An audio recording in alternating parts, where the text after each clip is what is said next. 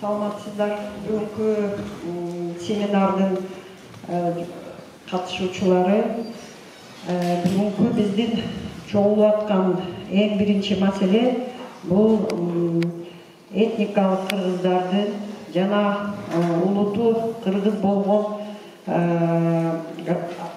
адамдардын жарандыгы жок жана ушу жаңы президенттин указын 291 указды талкуулоо боюнча сиздерди ушу залга чогултуп отурабыз.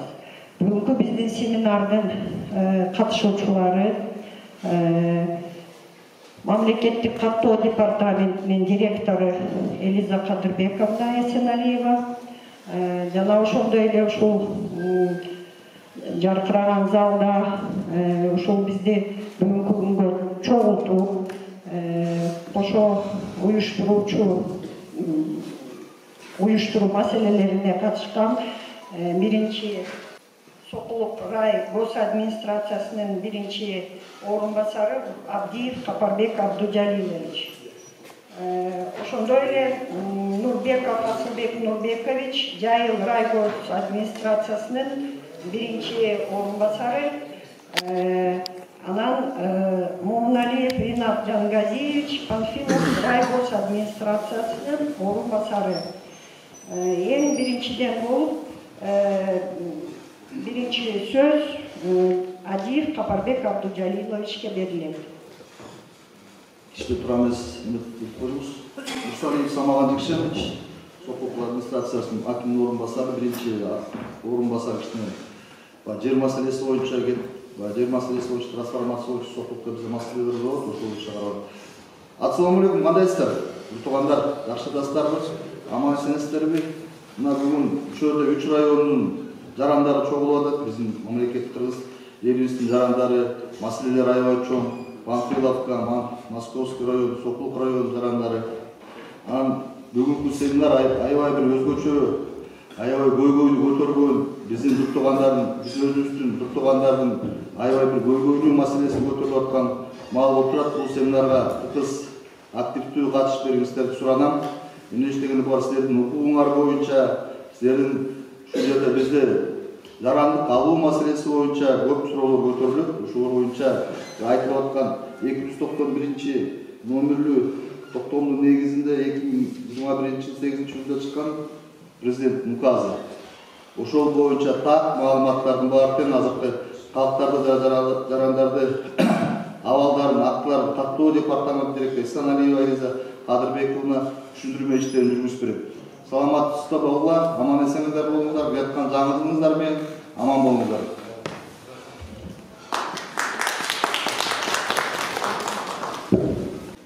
Саламатсыздар, бүгүнкү жыйын катышуучулары, биз коллегалар дагы бир жолу саламатсыздар.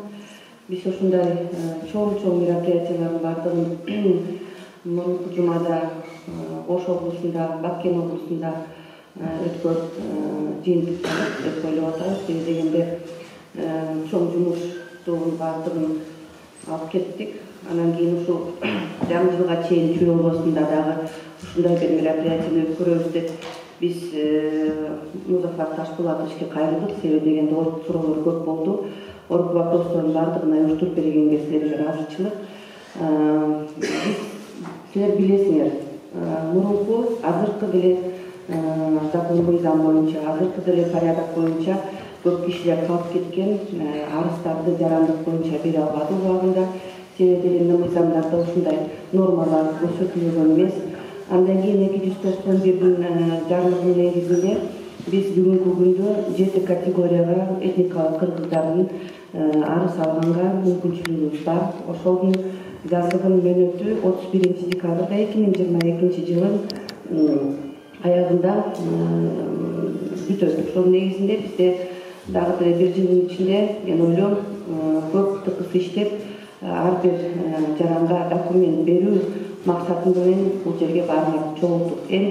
Мен сиздерден суранам, ар бир өңөр өзүңөрдүн туугандарыңарга болобу, кошуналарыңарга болобу, ар бир сиздер менен чогуу келген Бишкекте, Кыргызстанда документи жок болсо же болбосо проблемалуу маселелер бар болсо атайын сокулуктун сонун ичинде пункт ачылып атат. Ошол пунктка кайрылсаңыздар болот.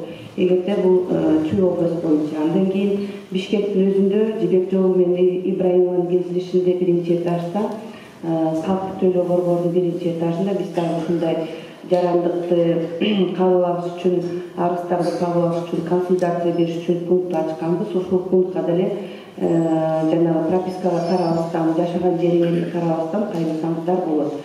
Эгерде туугандарыңыз мисалы Ош областында болобу же Баткенде болобу, ар бир областта ушундай пункттар ачылды. Анан дагы деле айтып кетким келет. Мен өзүм ошол эле Жибек жолу Ибраимовада отурам, 5-этажда. Эгерде өзүңүздүн бир чечилбеген маселелериңиз болсо, дайым эшик ачык. 2-чи, анан 4-үнчү күнү бизде жарандап биз кабыл алып атабыз, мен өзүм кабыл алып атам, келип кайрылсаңыздар болот. Эми азыр орг вопросторду уюштуруп берген адамга биз кичине бир 5 минут убакыт беребиз, сүйлөгөнгө, түшүндүрүп бергенге. Андан кийин уже сизге анда да Музафар Ташпулатович. Эми кийинки сөздү биз этникалык кыргыздардын ассоциациясынын жетекчисине Абдуллаев Музафар Ташпулатовичке беребиз. Себеби дегенде биз ушундай инициативаны көтөргөндө эң биринчиден колдоп, орг вопросторго башынан аягына чейин аралашып, ушу бүгүнкү адамдардын баардыгына уюштуруп, бүгүн дагы ертеңи дагы чогуу иш алып барабыз. Мен ойлойм, бул тойдо башталышы, дагы деле келечекте көп мероприятияларды биз пландаштырып атабыз, ошондуктан сөз сизге. Саламатсыздарбы, урматтуу туугандар. Кудайга шүгүр, Кудайдын насип этип жолугуп турабыз. Мындай жолугуп көп жылдан бери боло бергиле. Мына биз этникалык кыргыз ассоциациясы Кыргызстан элинин ассамблеясынын курамына кирет. 6 жылдан бери иштеп жүрөбүз. Баардыгыбыз билебиз, ушул этникалык кыргыздар менен иштеген коомдор көп, 10дон ашык. Ал андай коомдор Чүй облусунда, шаарда, Ошто, Жалалыкта бар. Мына жогоруда айтып кеткендей, Элиза Кадырбековна өткөндө Баткенге барып, Баткенде биздин туугандар, мургаттык туугандар менен жардамында бар жакшы өткөзүп берди. Чүй облусунда болуп жатат. Биз азыр Московский, Панфилов, Жайыл, Сокулук районунун этникалык кыргыздар ушул жерде топтолуп турат. Мен ойлойм, ушул жерге келгендер баардыгынын документациясы татаал убагында турат. Кудайга шүгүр, бүгүн болсо ушул вопростор чечилет. Мына Элиза Кадырбековна ушул жаңы жумушка келгенден баштап өзүнүн аялдык, энелик, жетекчилик мээрин берип, бул Элиза Кадырбековна биз көп жылдар бери билебиз. Ошо Аламин районунун жөнөкөй специалисттен баштап биздин туугандарга абдан чоң жардам берип жүрөт. Ушул жетекчилик киргенден баштап ушул көйгөйлүү маселелерди чечкенге аракет кылып, чуркап жардам берип жүрөт. Аларга ушул мен айтам, ушул райондун акимчилигине, замдарга, Элиза Кадырбековна сизге жана сиздин каналыңызга биз чоң ыраазычылык айтабыз. Сизге чоң рахмат. Иштериңизге ийгилик болсун. Анан бизде этникалык кыргыздарда бизде ынтымак, биримдик болсо, ушул баардык проблемаларды чогуу чечип, чогуу айтып, ынтымакка келсек абдан жакшы болот. Бул көйгөйлүү маселе документация азыр только бүгүн ушул паспорт, заказ, анан метрикалар боюнча иш жүрөт. Мен билем, этникалык кыргыздарда социальный вопрос, образование, медицина жактан абдан көп татаал маселелер бар. Кудай буйрса аны келечекте этап менен бүтүрөбүз. Мен ар бир президент келген сайын ар бир этникалык кыргыздардын болгон маселе, болгон проблемасын кат жазабыз.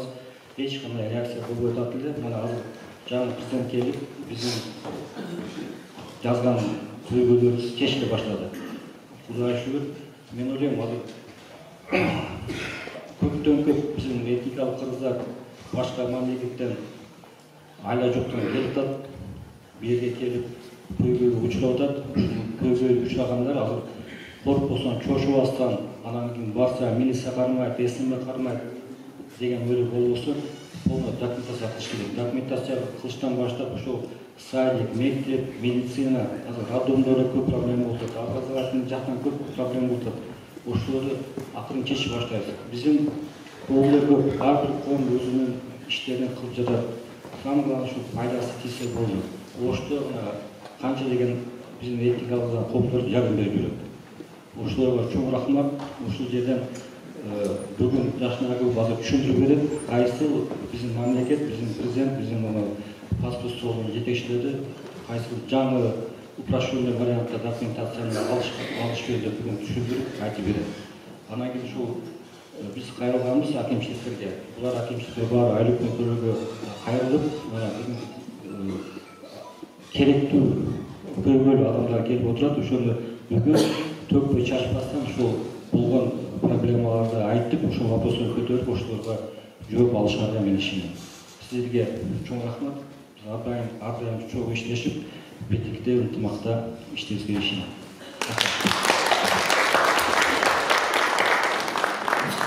Эми сокулукка келдик, ошондуктан мен биздин сокулуктун бөлүм башчысына Тайгожоев Асхат Казыканович, Тайгожоевич деп атканбыз, Тайгожоев Асхат Казыканович баарыңар билесиңер, центральный аппаратта жарандык боюнча көп жыл иштеди, бөлүм башчысы болуп да иштеди. Ошон үчүн бүгүнкү маселелердин баардыгын билет, азыр түшүндүрөт.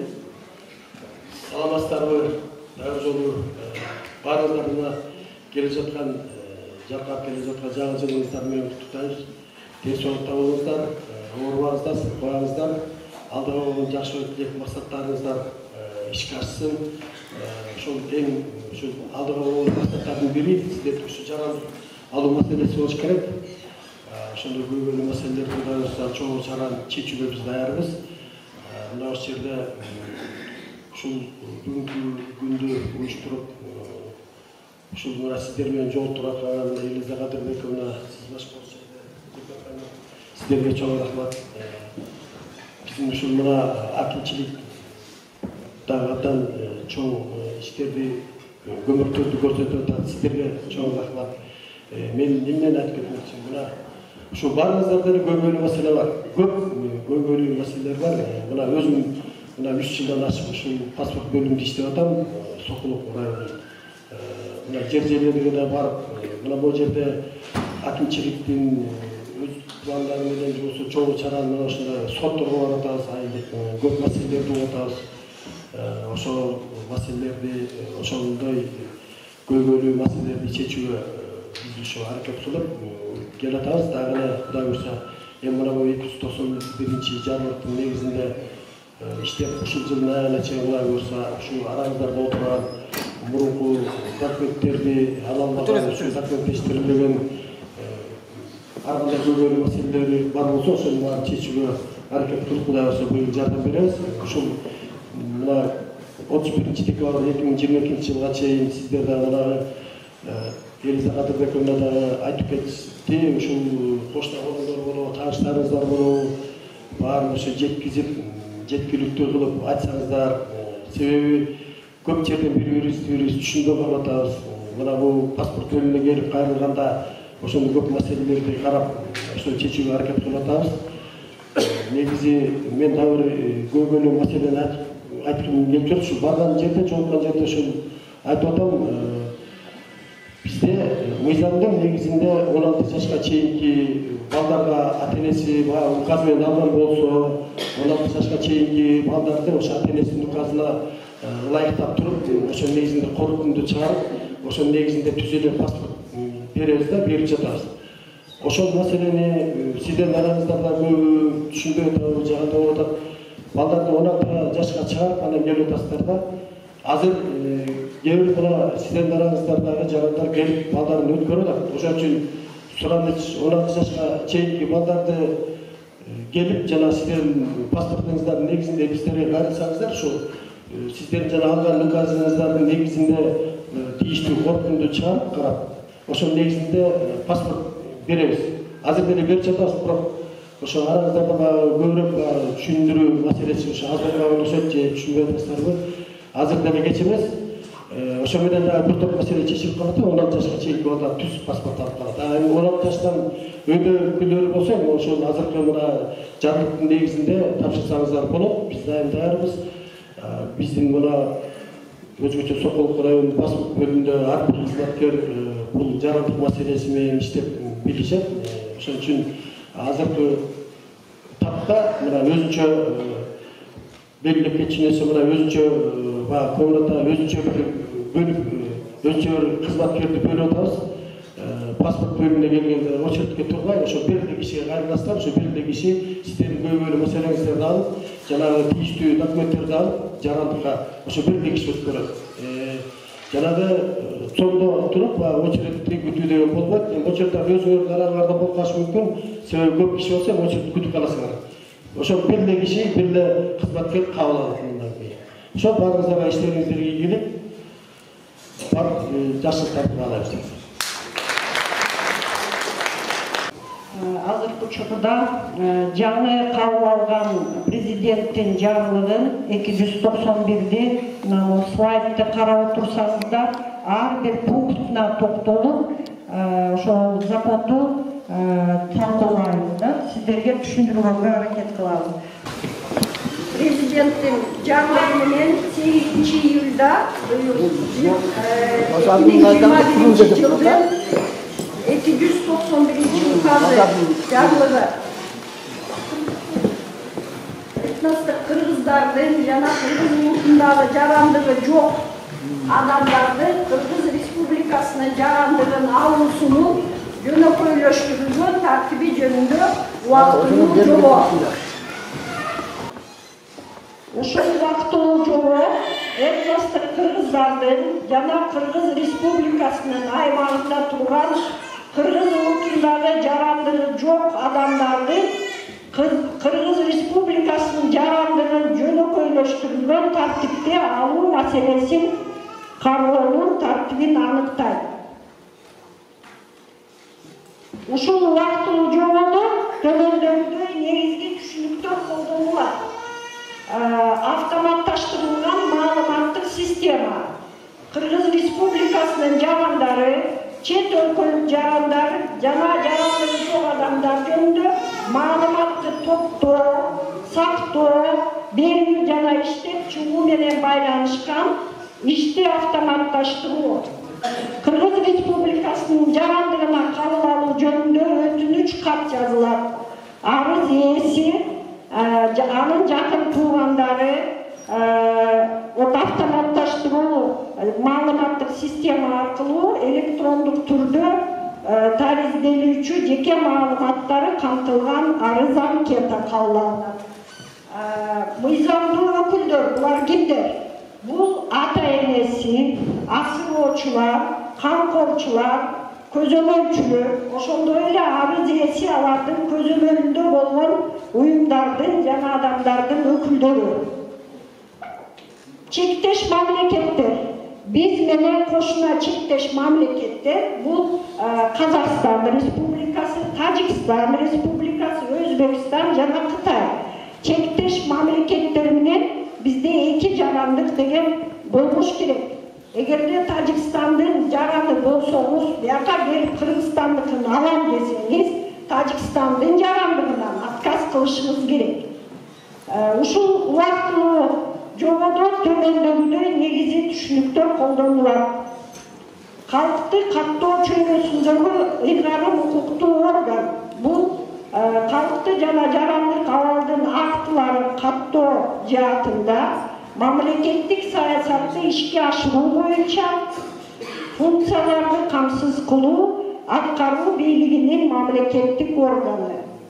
Мына башчыбыз департаменттин директору Элиза Кадырбековна жерде сиздердин маңдайыңыздарда жаңы эле айтып түшүндүрүп кетти. Этностук кыргыздар булар кимдер? Кыргыз Республикасынын жараны болуп саналбаган жана чет мамлекеттин жарандыгына өзүнүн таандыктыгынын далилдери бар же башка мамлекеттин жарандыгына өзүнүн таандыктыгын далилдери жок кыргыз улутундагы адам.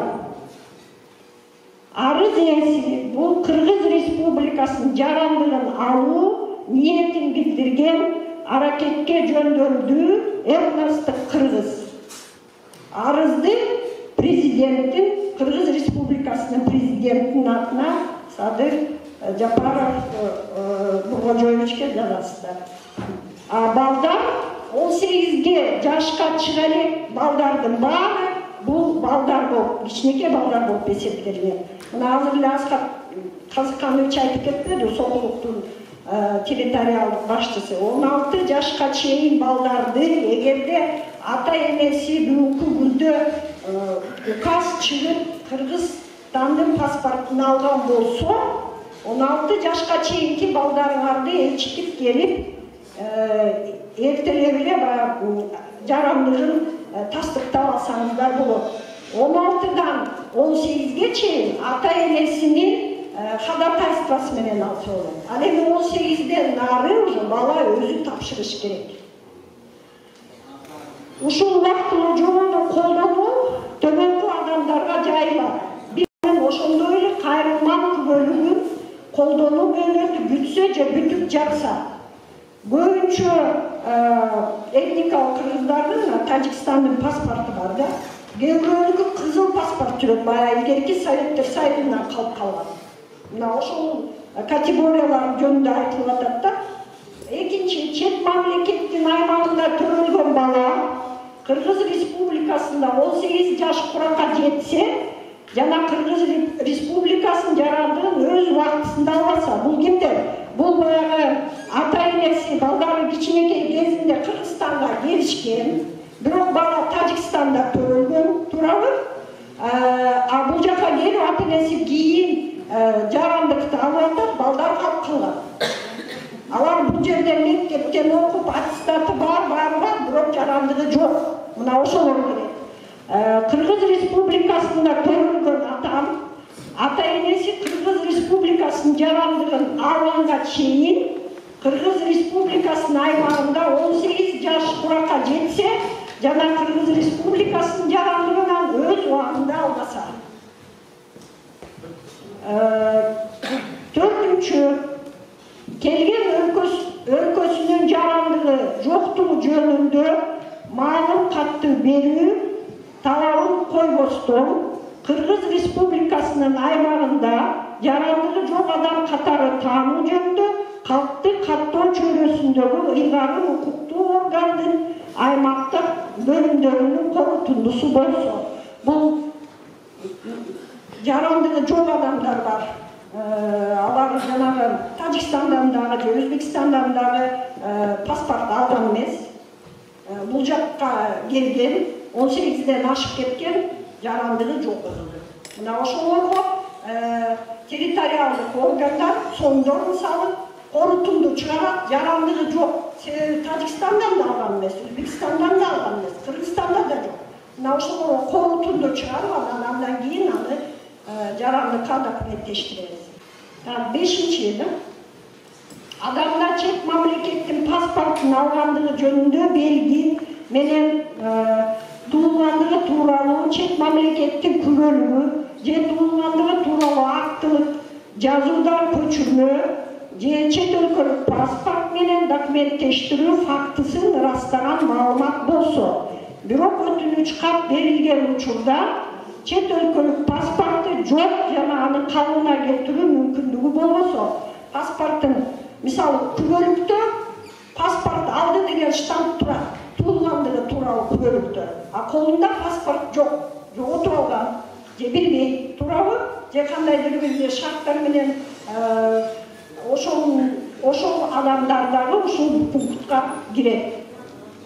Алтынчы, паспортундагы туулгандыгы тууралуу никеге туу жөнүндө күбөлүгүндө же маалыматтардын тамгалары туура жазууда айырмачылыктар болсо, көпчүлүк учурда күбөлүгүндө фамилия аты башкача, паспортто башкача, жана нике кагазда дагы айырма. Бир тамга болуп калат, же 2-3 тамгада. Мына ушундай маселелер менен да көп адамдар кайрылат. Мына ошолор дагы ушул пунктка туура келет. Чет өлкөлүк паспортунда же туулгандыгы тууралуу күбөлүгүндө улуту деген графасы жок болгондо адамдын этностук таандыктыгы Кыргыз Республикасынын дипломатиялык өкүлчүлүгү же консулдук мекемеси менен ырасталса дейт. Болбосо мен кыргызмын деп келип атышат. Кыргыз экенин биз кайдан билебиз? Туулгандыгы тууралуу күбөлүктө атасы кыргыз, энеси кыргыз, же болбосо биз айтабыз кыргызмын болсо атасы тажик, энеси кыргыз болуп калса анда кайрылман алгыла деп туурабы? Кайрылман тастыктоочу документ болуп эсептелинет. Кыргыз Республикасынын жарандыгына жөнөкөйлөтүлгөн тартипте кабыл алууга өтүнүч каты 18 жаш куракка жеткен арыз ээси өзү жеке берет. Жана анын арыз ээсинин кайрылган жери боюнча калкты каттоо чөйрөсүндө ыйгарым укуктуу органдын аймактык бөлүмүнүн кызматкери жана электронный система аркылуу кагаз түрүндө кабыл алса болот. 18ден өткөн адам өзү жарандыкка тапшырууга тийиш.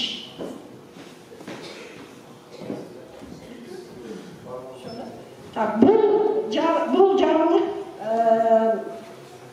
30 декабрь 2022 жылга чейин иштейт. Ушул жөнөкөйлөштүрүлгөн тартипте баардык туугандарыңыздарга, баардык кошуналарыңыздарга, тааныштарыңыздарга айтыңыздар.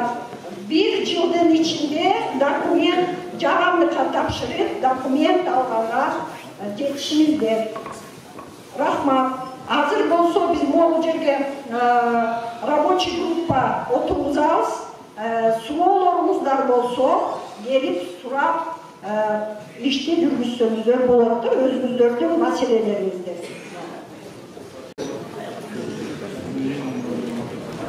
Саламатсыздарбы, урматтуу президиум, урматтуу бүгүнкү семинардын катышуучулары. Ушундай шарт түзүп семинар өткөрүп аткан биринчи ушул биз Элиза Кадырбековнага ыраазычылык билдиребиз. Ушул жерде жогоруда айтып кеткендей, быйыл ушу Кудай буюрса Садыр Нуркожоевичтин демилгеси менен эң жакшы мүмкүнчүлүк түзүлүп атат. Убактылуу жобо. Бул убактылуу жобо боюнча эми бул мүмкүнчүлүктү колдон кетирбей, ушу биздин Кыргыз Республикасынын жарандыгын ала албай кыйналып жүргөн жарандарыбыз 1 жыл ичинде чуркап алып алганга эң жакшы мүмкүнчүлүк түзүлүп атат. Ишиңиздерге ийгилик. Эми буюрса ойлойм, ушул жылы биз толук 100% болбосо дагы эң максималдуу көрсөткүчкө жетип, кыйналып жүргөн жарандарыбызга Кыргыз Республикасынын жарандыгын алып берүү мүмкүнчүлүгү түзүлдү да. Эми биз албетте бул багытта сиздерден дагы мамлекеттик өкүлчүлүк тарабынан айыл өкмөттөр паспорт кызматкерлери элге жеткирип атат. Ушундай президенттин указы чыккандыгы боюнча маалымат берип атат. Бирок сиздерден дагы көп сураныч. Ушу бул жерде мисалы 4 райондон болгону 100 киши чогулуп атсак, негизи бул райондо жарандык албай жүргөн жарандарыбыздын саны бир нече көп. Ошондуктан сиздер дагы тааныштарга, баардыгына жеткиргенге көмөк берсеңиздер, ушу сиздердин жардамыңыздар менен биз кыйналып жүргөн адамдарга жарандык берип калуу мүмкүнчүлүгүн пайдаланып калат элек да. Эми мамлекеттик администрациялар биз албетте бүт жагынан жардам беребиз. Кандайдыр бир маселелер болсо айыл өкмөткө же биздин мамлекеттик администрацияларга кайрылсаңыздар, биз сөзсүз түрдө жардам берип, туура багыт берип, мыйзам чегинде маселенин чечүүсүнө көмөк көрсөтөбүз. Рахмат. Бұл жерде сіздер бардыңыздар, айттыңыздар, 16 жашқа чейинки балдардың ата-енелерге указы болған болса, жарандығы алған болса, 16 жашқа чейинки жаштар Biz demi ata-enesinin ukazı menen pasport alışka hukuku var dep düşündüm men. Anan bul 17 yaşlı hiç kim işledip söylenmedi. 18 yaştan jogor jagga al ukazga tapşırış gerek degen neseni düşünüp kaldım. 17 yaşı ne oldu? 16 yaştan paşaga ata-enesinin ukazı menen alıp geldi. 18 yaştan jogor nemege tapşırıp. Yani 17 yaştaga ne oldu kaldı bizde? Ата-энесине указ чыгат, бирок баласы кандайдыр бир себептер менен указга көрсөтүлбөй калса, анда жарандыкты аныктоо өзүнчө ар бир биздин бөлүмдөрүбүздө комиссия түзүлгөн. Ошол комиссиянын корутундусунун негизинде баланын жарандыгын аныктап, ошол корутундунун негизинде балага Кыргыз Республикасынын паспорту берилет. Мындайда силер баарына түшүндүрүш керек. 16 жашка чейин эгерде балдар болсо, ошолорго указга тапшырылбай, булар загранпаспорт алса болот. Ушунун негизинде балдар төрөлдүбү? Балдар 16 жашка чейин боло элекпи? Сөзсүз чоңдорго кайрылып туруп балдарга загранпаспорт жасагыла. Эгерде 16га чыгып калса, бирок указдын ичинде жана ата-энеси менен кошо тапшырылбаган болсо, булар указга тапшырганга арызды таштаганга туура келет. Түшүндүңүзбү? 16 жаштан кийин. Бирок азыркы жана жеңилдик указдын негизинде 3 айдын ичинде таралат. Мурун билесиңер, 1 жылга чейин мөөнөттөрү болчу, аябай убагында каралбаган болчу. Азыркы учурда 291 указдын негизинде биз кабыл алып атабыз.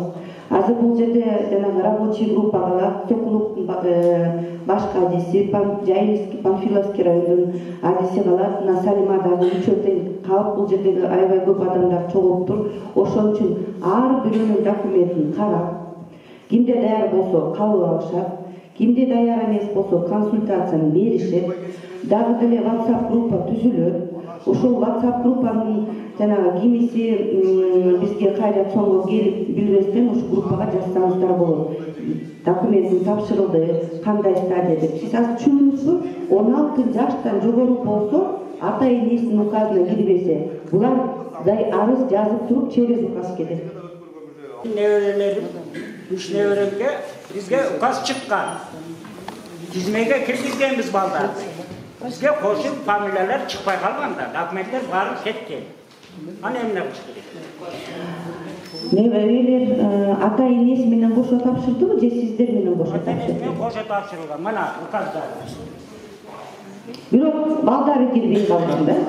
Балдар документтер чыккан убакта балдардын фамилиясы жок да. Болуп турганда бул документтин өзүн караш керек. Жанагы арыздын ичинде балдардын аты жөнү жазылды беле. Ошону карап чыгып, анда мен дарегимди айттым, мен жана сиз жазган картты алып кетейин, аныктап туруп, андан кийин бизден жоопту алып кетсеңиздер болот. Азыркы учурда мен сөздү тартипке келтирейин, Музафар Ташпулатов сиз чыгып айтып койсоңуз. Урматтуу туугандар, мына бүгүн бизге этникалык кыргыздарга абдан маанилүү күн болду.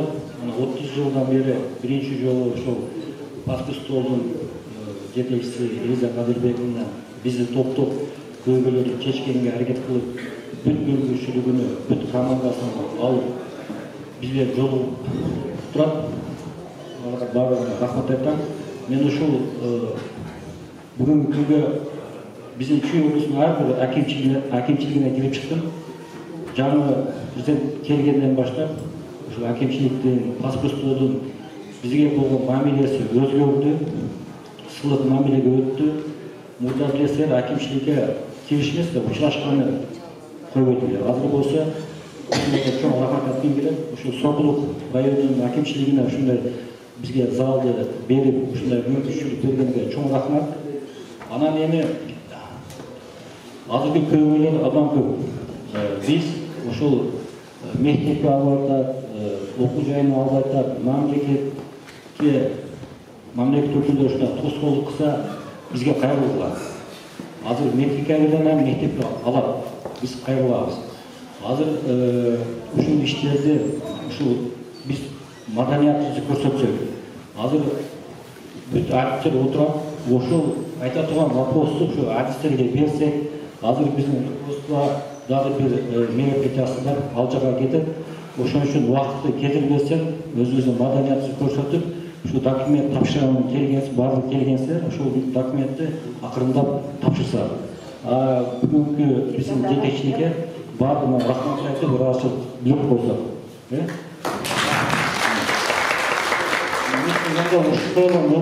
Ушундай эле чогулуш 23 декабрь күнү Ысык Ата районунда Кантта болот. Ушул жака биздин Аламин району, Чүй району, Ысык Ата району, анан Токмокто жашаган биздин этникалык кыздар топтолот.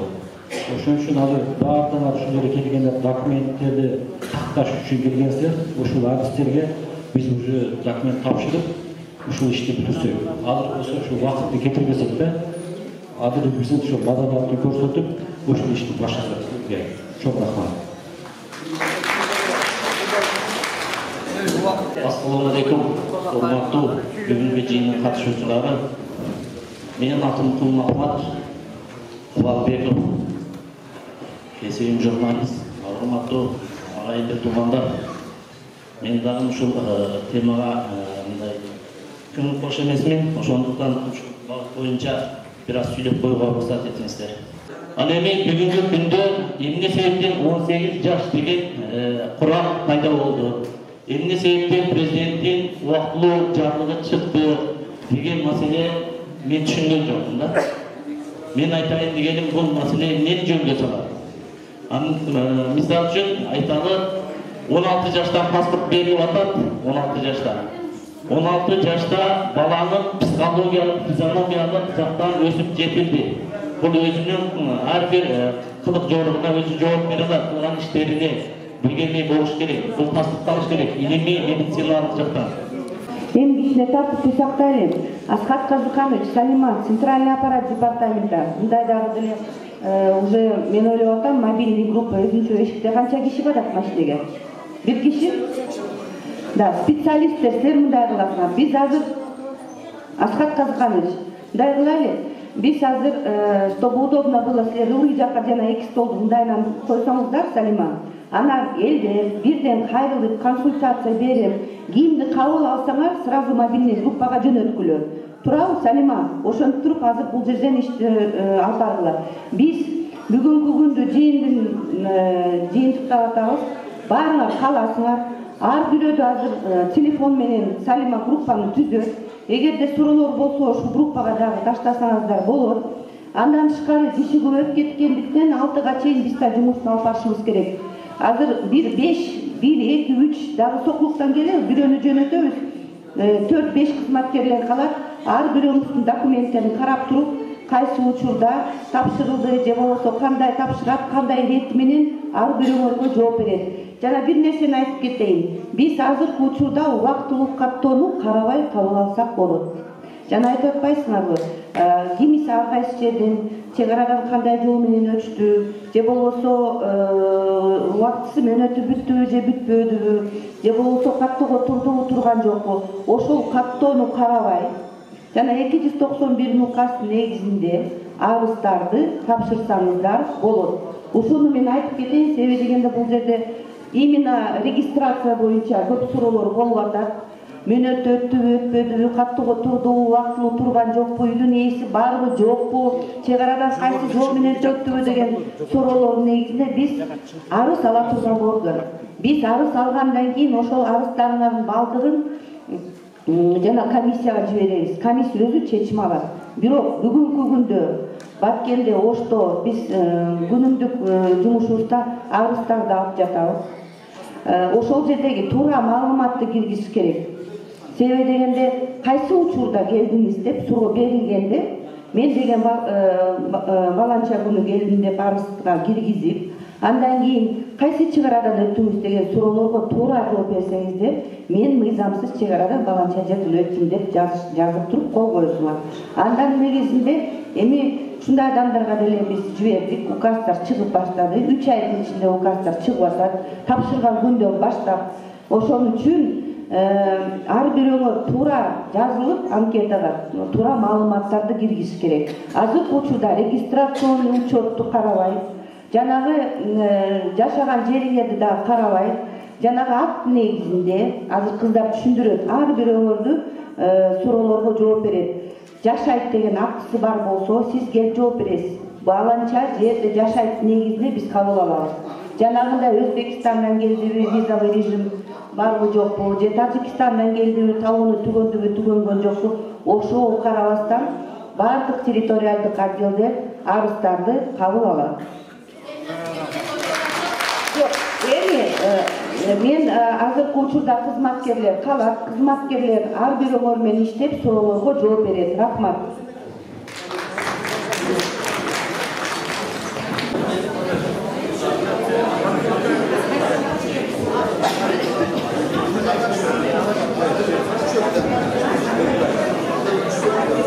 Ошонун экинчи этажына барасыздар. Сокулуктун экинчи этажына кызматкер без очереди кабыл алат. Жайылский, Московский, Панфиловский, любой район. Хоть Баткенде жашасаңар да, келип ошол жерде тактап, жанагы туура эмес тамгалар деп атпайсызбы? Ошого дагы биз кабыл алабыз деген мыйзам чыкпадыбы? Түшүндүңүзбү? Регистрация учету барбы жокпу? Тамгалары туура эмеспи?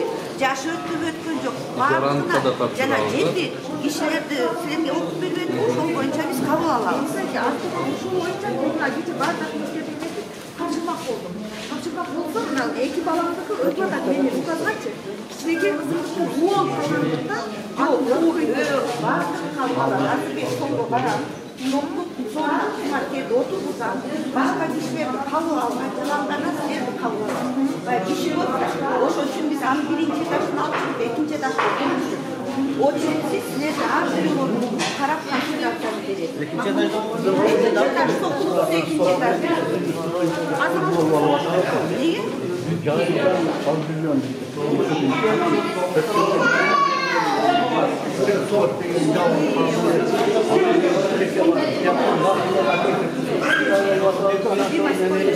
Abi benim üretkenle karıştırayım, böyle karıştırayım.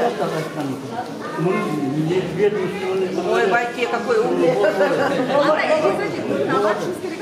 Olur. Biz İtalya'nın sonunun içinde. Sonunun içinde.